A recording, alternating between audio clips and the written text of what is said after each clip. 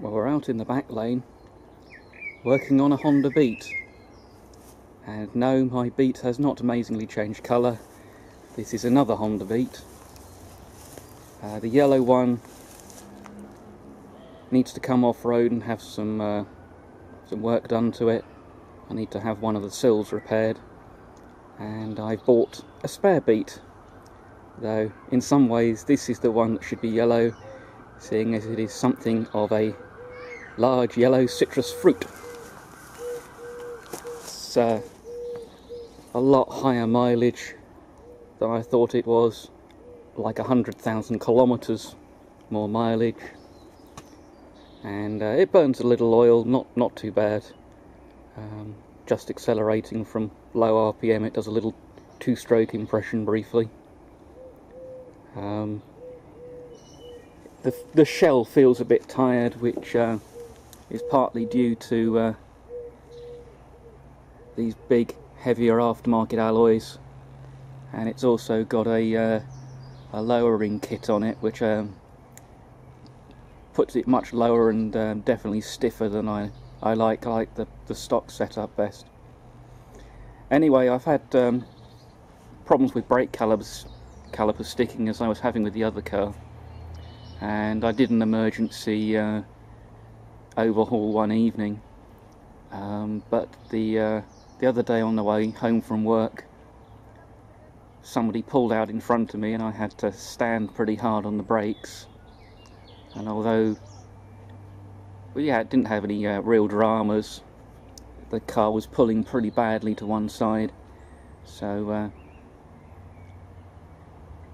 the brake discs basically were needing, and the skimming and the pads giving a light dusting down to get them flat again.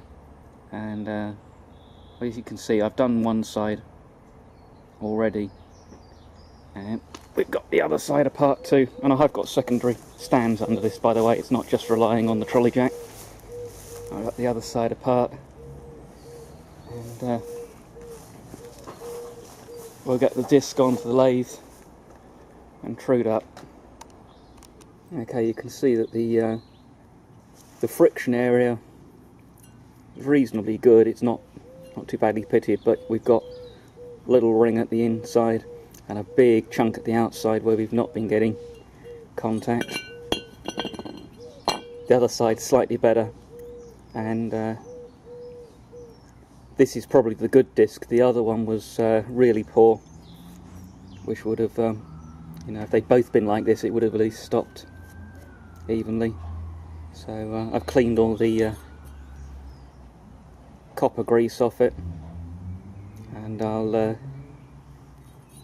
go over this with a Scotch-Brite pad on the air tool, clean up this inner face so that I can take a decent reading off it for getting things square on the lathe.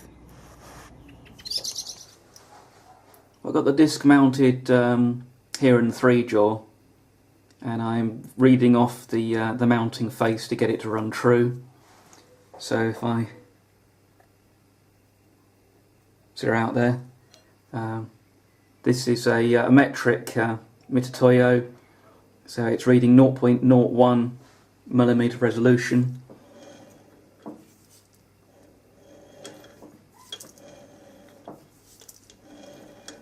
So I'm getting a low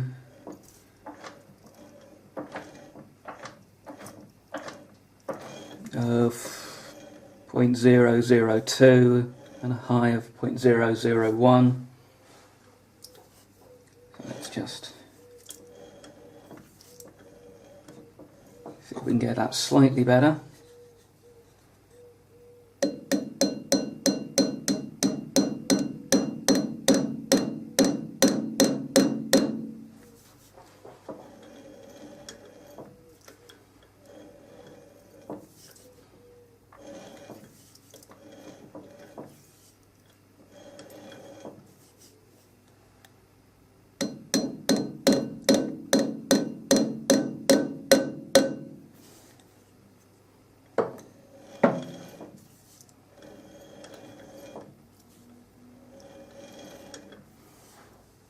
Yeah, we're getting a total reading of 0.0 about 0.002 millimetre, and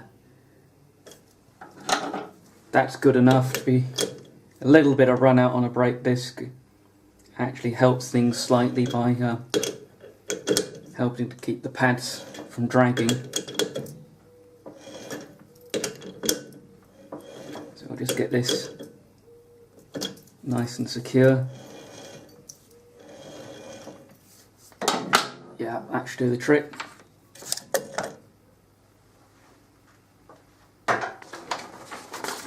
Get a bit of paper in here to help keep the iron off everything.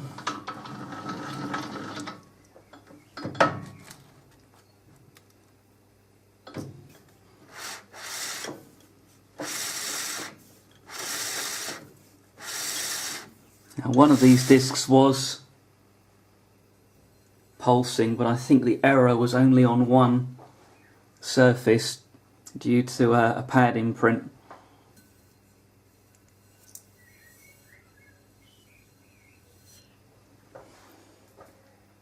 But anyway, let's give this a go.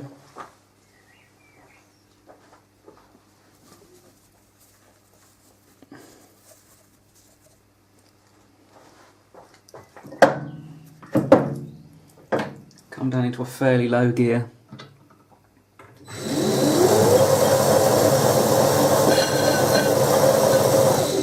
Touch off there. Lock the saddle. A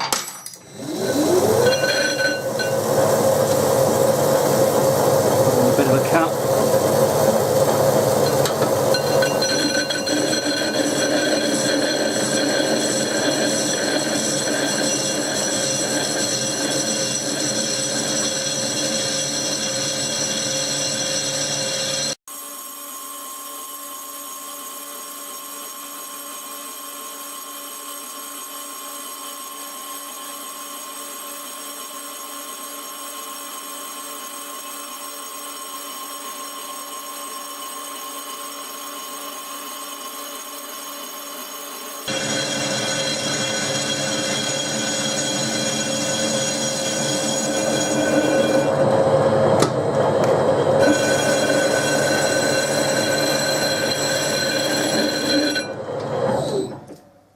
This is this cheap insert tool and inserts that I got up at the JB cutting tool stand at Stafford, and that's not too bad a finish. Let's take another cut, see if we can clean up this outside edge.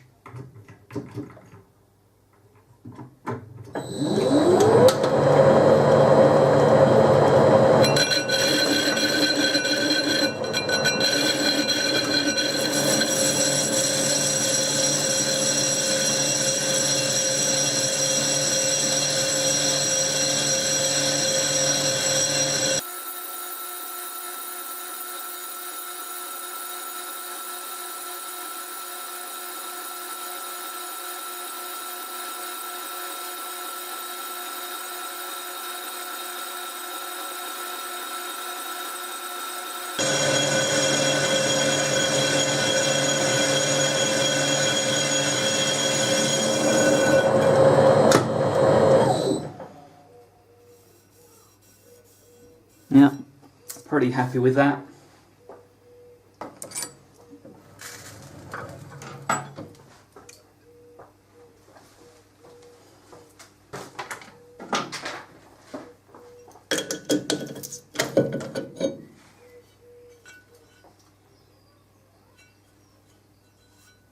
Okay, to do the other side, the only place I can actually grip it on this chuck is on the inside here, is in the very outside of the jaws.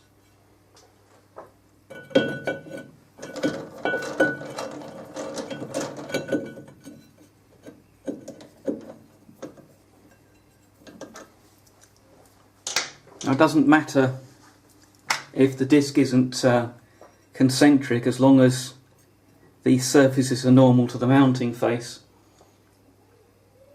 So I'll use the indicator on the back of the disc. The surface I've just skimmed. Okay, I'm happy with the variation we got there, so I'm just going to go around and tighten.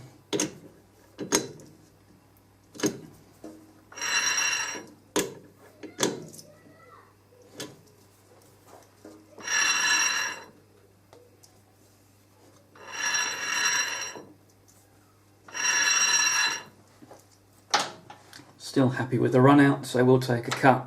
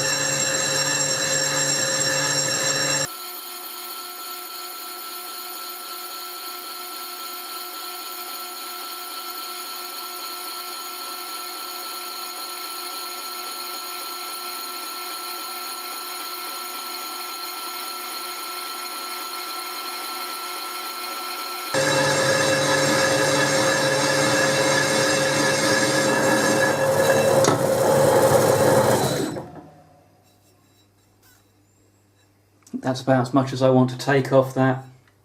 It's not perfect, but acceptable, I think.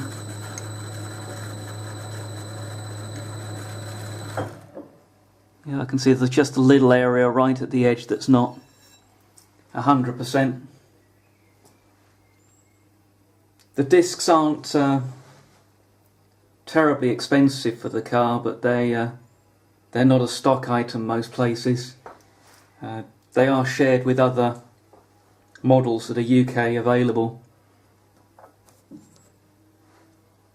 but it's a matter of tracking down the cross-reference numbers and so on.